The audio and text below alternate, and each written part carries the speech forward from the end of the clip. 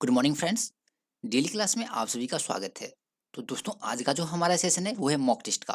और ये हमारा सेशन नंबर है 4। इससे पहले हम लोगों ने 3 मॉक टेस्ट जो है वो अटेम्प्ट कर लिया था।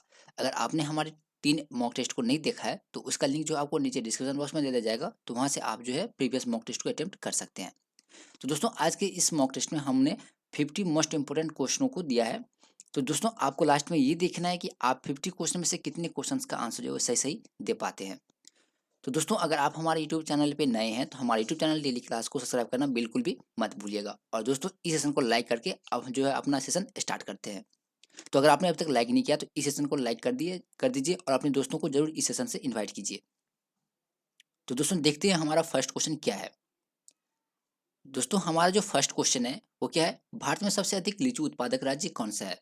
आप सभी को पता होगा कि भारत में सबसे अधिक लीची उत्पादक राज्य जो है वो कौन सा है, तो बिहार। कौन सा है, बिहार।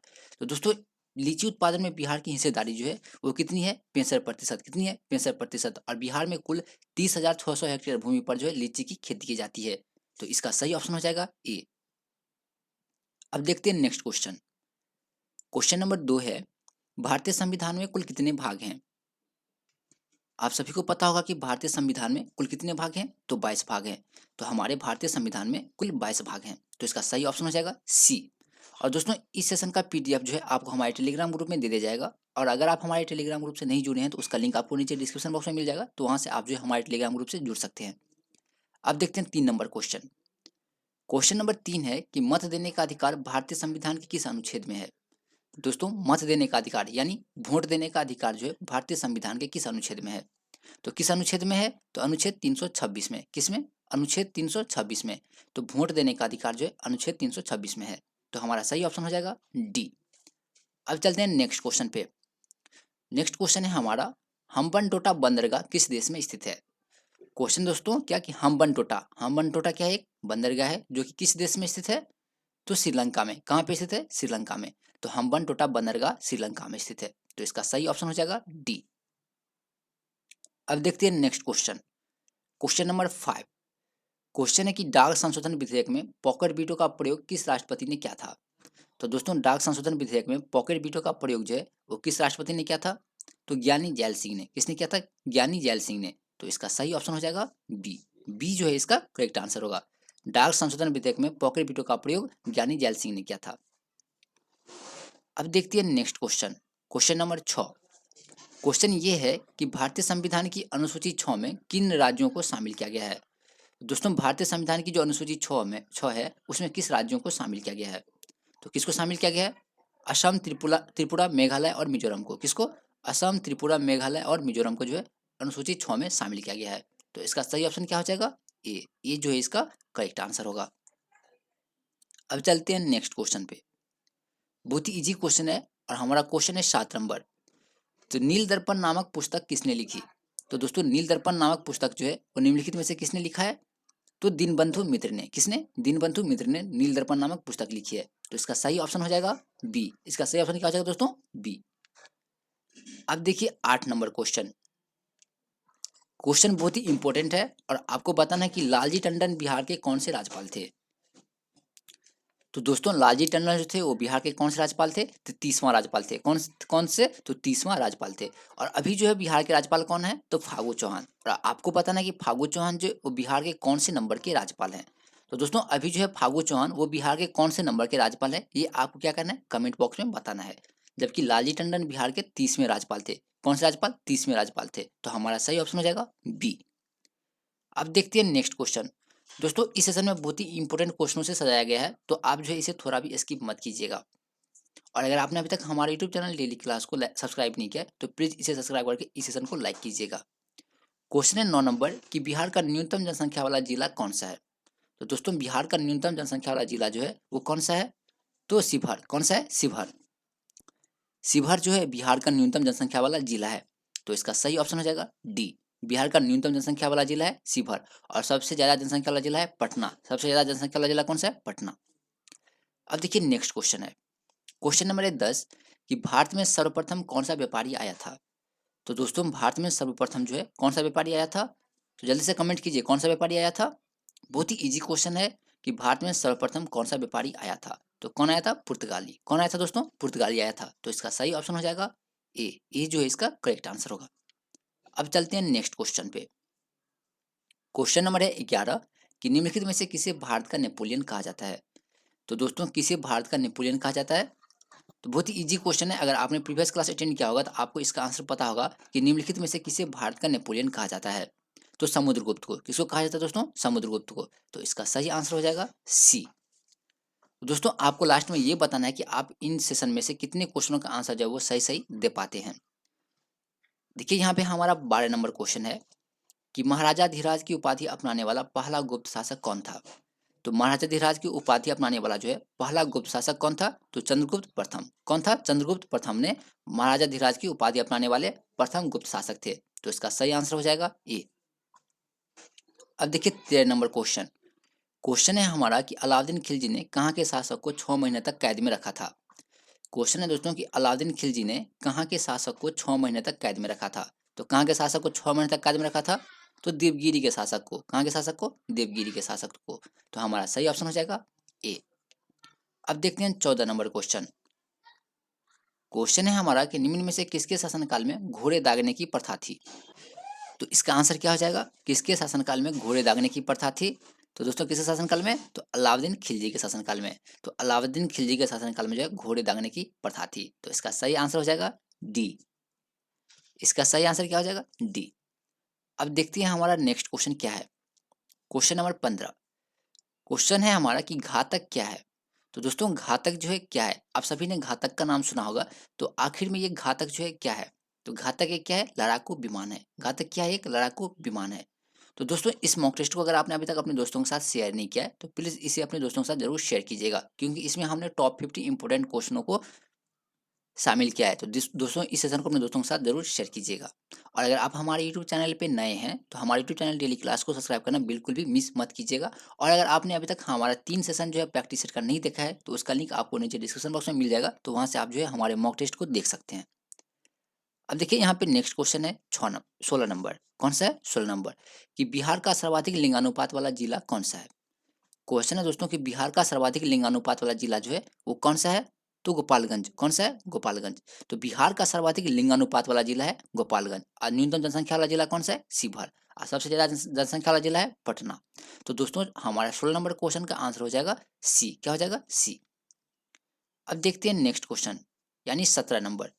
क्वेश्चन है कि बिहार में शिशु मृत्यु दर कितना है?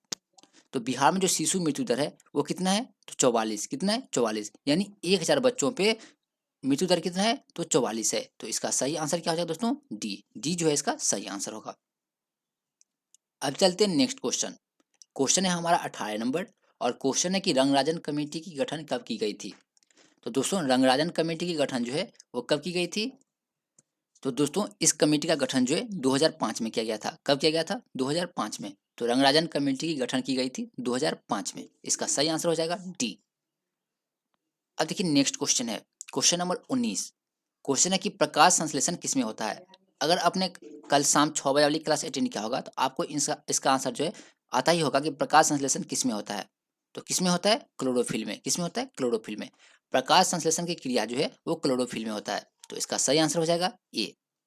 दोस्तों हमारे जितने भी क्लास होते हैं बहुत ही इंपॉर्टेंट होता है, तो आप थोड़ा भी क्लास को मिस मत कीजिएगा। और इस सेशन को तो आप बिल्कुल भी मिस मत कीजिएगा, क्योंकि इस सेशन में हमने टॉप 50 क्वेश्चनों का शामिल किया है।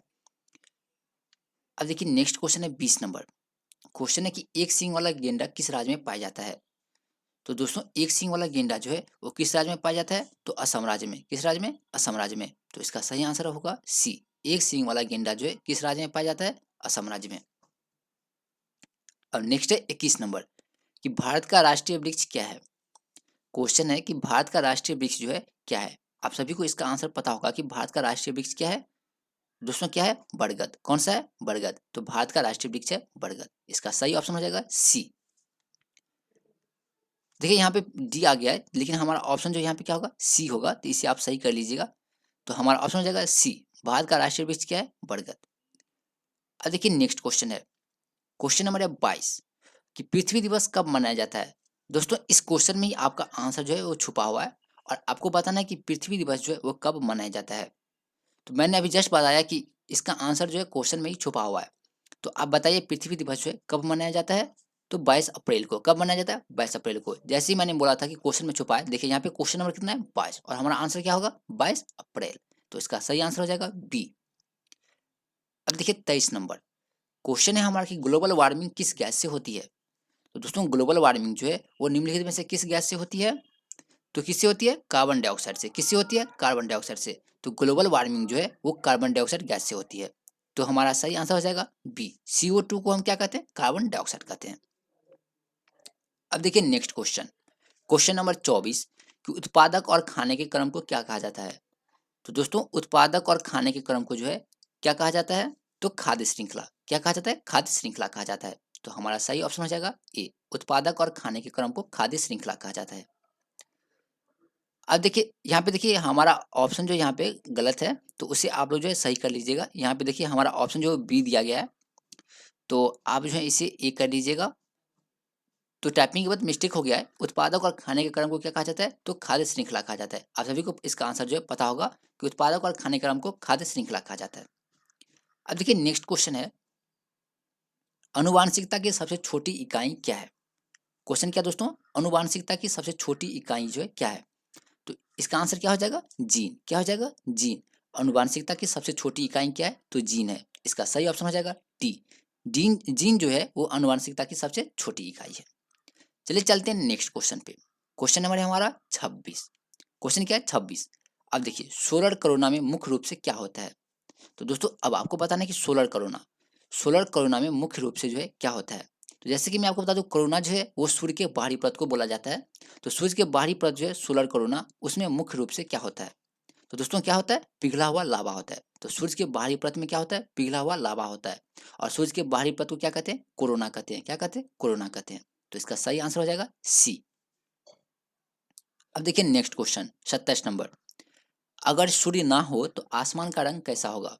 तो दोस्तों अगर बताइए, अगर सूर्य न होता तो आसमान का रंग कैसा होता? अभी सूर्य है तो हमें आसमान का रंग कैसा दिखा देता है? नीला दिखा देता है। अगर सूर्य होता ही नहीं तो आसमान का रंग कैसा होता?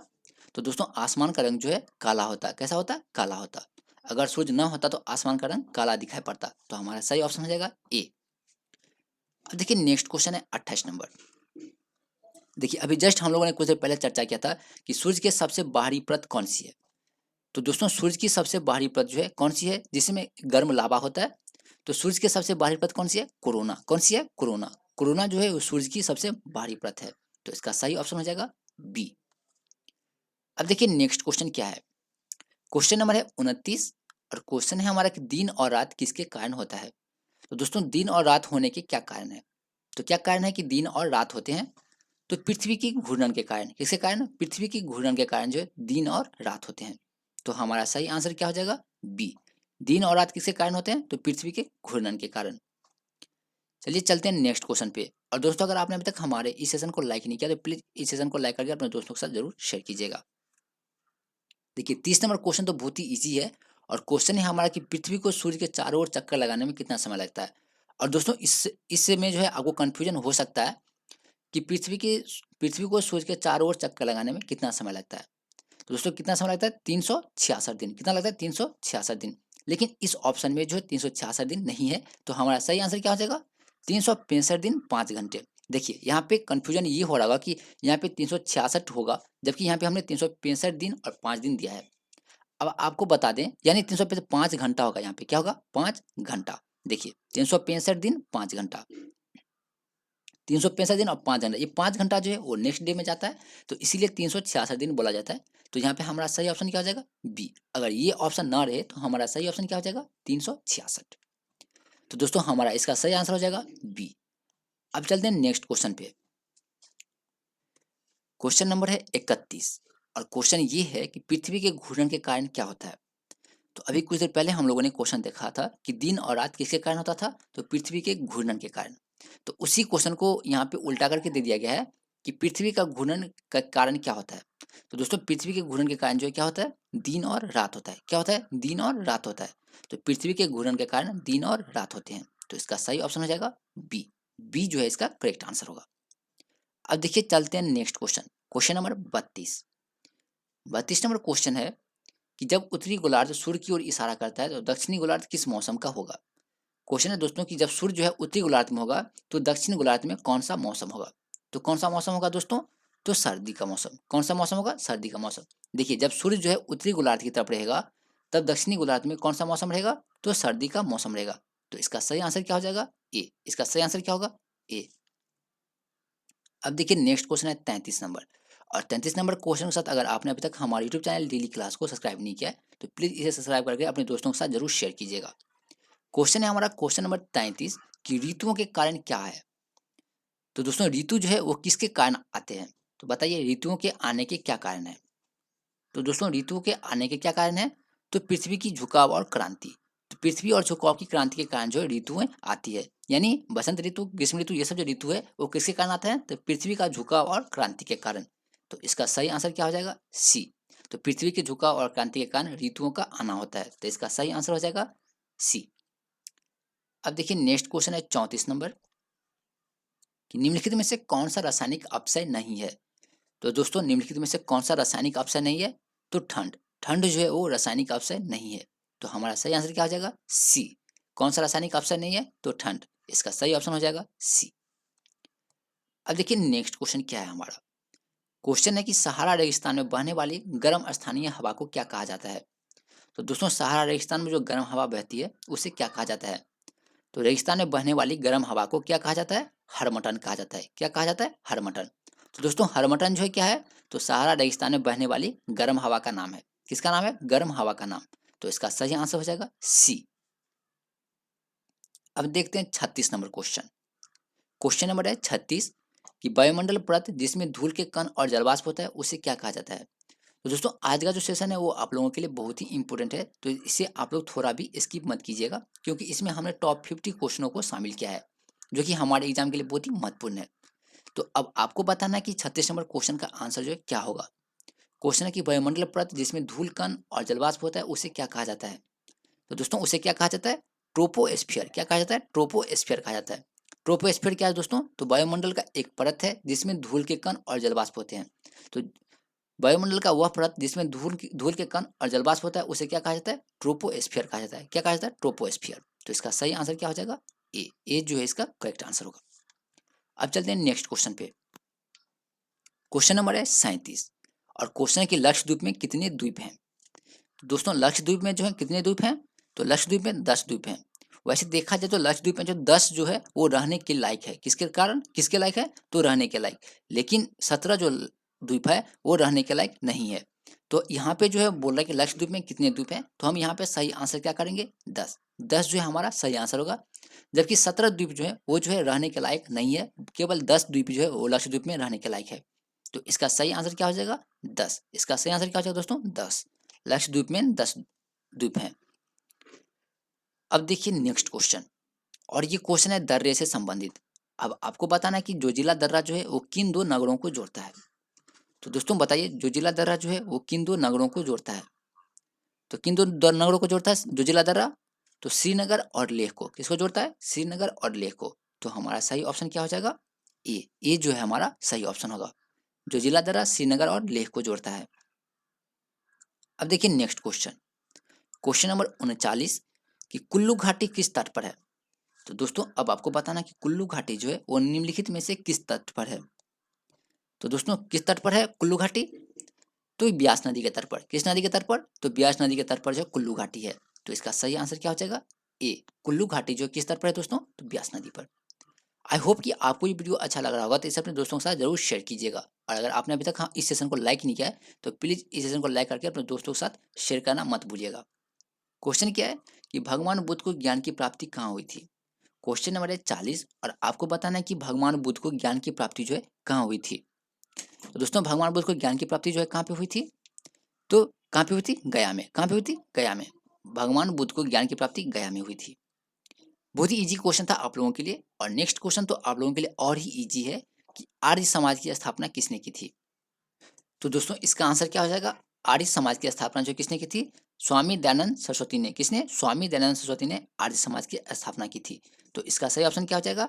ए। ए जो है इसका करेक्ट आंसर होगा। आर्य समाज की स्थापना किसने की थी? स्वामी दयानंद सरस्वती ने। तो हमारा ऑप्शन हो जाएगा ए।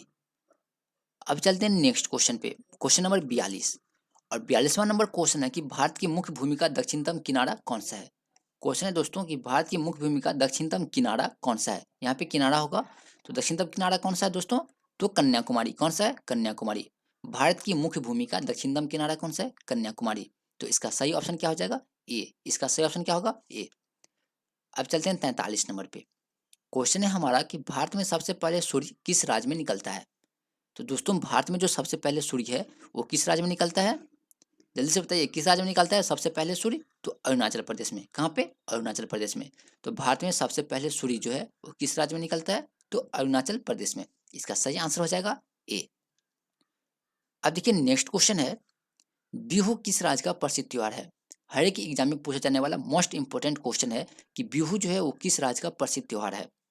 तो दोस्तों बिहू जो है वो किस राज्य का प्रसिद्ध त्योहार है, तो असम का। कहाँ का, असम का।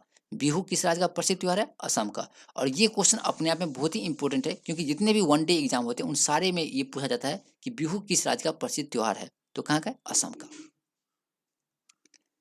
अब देखिए 45 नंबर क्वेश्चन। क्वेश्चन है कि कौन सा विटामिन आंवले में प्रचुर मात्रा में पाया जाता है।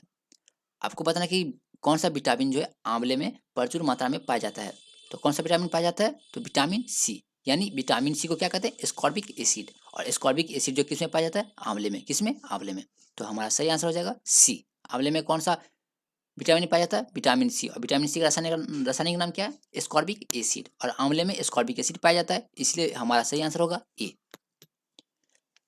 अब देखिए 46 नंबर क्वेश्चन। क्वेश्चन कि भारत में प्रत्यावर्ती धारा का मान कितना होता है। अभी तक का सबसे इजी क्वेश्चन है कि भारत में प्रत्यावर्ती धारा का मान जो है वो कितना होता है। तो कितना होता है, 50 हर्ज। देखिए दोस्तों भारत में जो प्रत्यावर्ती धारा का मान होता है वो 50 हर्ज होता है। जबकि अमेरिका में जो है 60 हर्ज यूज किया जाता है। अमेरिका में 60 हर्ज यूज होता है, लेकिन भारत में जो है वो 50 हर्ज यूज किया जाता है। तो हमारा सही आंसर क्या हो जाएगा, सी। अब देखिए नेक्स्ट क्वेश्चन है, टिक्का रोग। कौन सा रोग, टिक्का रोग। टिक्का रोग जो है निम्नलिखित में से किससे संबंधित है। तो दोस्तों किस फसल में टिक्का नामक रोग होता है। तो इसका सही आंसर क्या हो जाएगा, मूंगफली में। टिक्का रोग जो है वो किससे संबंधित है, मूंगफली से। तो इसका सही आंसर हो जाएगा डी। इसका सही आंसर क्या हो जाएगा दोस्तों, डी। दोस्तों ये सारे क्वेश्चन आपके एग्जाम के लिए बहुत ही इंपॉर्टेंट है। तो देखिए यहाँ पे 48 नंबर क्वेश्चन जो है वो भी हमारे लिए बहुत ही इंपॉर्टेंट है। क्वेश्चन है कि एस्कॉर्बिक अम्ल किस विटामिन का नाम है। अभी जस्ट दो क्वेश्चन पीछे हम लोगों ने देखा था, एस्कॉर्बिक एसिड जो है वो किस विटामिन का नाम है।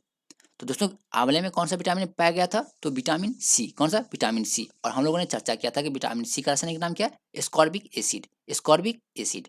तो यहाँ पे क्वेश्चन है हमारा कि एस्कॉर्बिक अम्ल किस विटामिन का नाम है, तो विटामिन सी का। किसका नाम है, विटामिन सी का।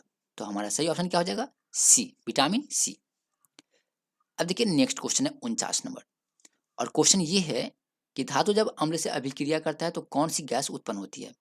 क्वेश्चन क्या दोस्तों, धातु जब अम्ल से अभिक्रिया करती है तो कौन सी गैस उत्पन्न होती है। तो दोस्तों कौन सी गैस उत्पन्न होती है जब धातु अम्ल से अभिक्रिया करता है, तो हाइड्रोजन गैस। कौन सा, हाइड्रोजन गैस उत्पन्न होता है।